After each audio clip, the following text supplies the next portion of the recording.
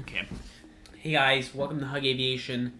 We just hit 250 subscribers, so I want to say big thank you to all of you who are supporting the channel and enjoying the content. Really means a lot that you guys are here.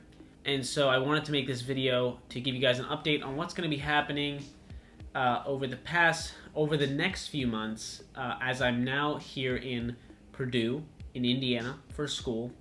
I'm doing aerospace engineering, and I am going to be starting my instrument training. Going to be documenting that for the YouTube channel. Still going to keep it fun. Still going to fly with some friends on the side and make some cool videos showing you about Indiana and all the great things you can do here and what it's like to fly here. I still have a bunch of videos left to edit from the ACCA trip at Benton, Kansas. That was in late July. Yeah, so I got some cool content from there actually.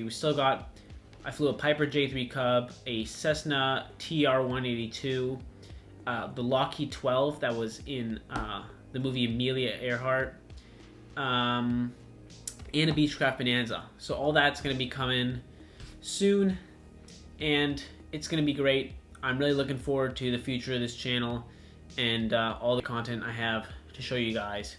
So, as always, thanks for watching, and peace!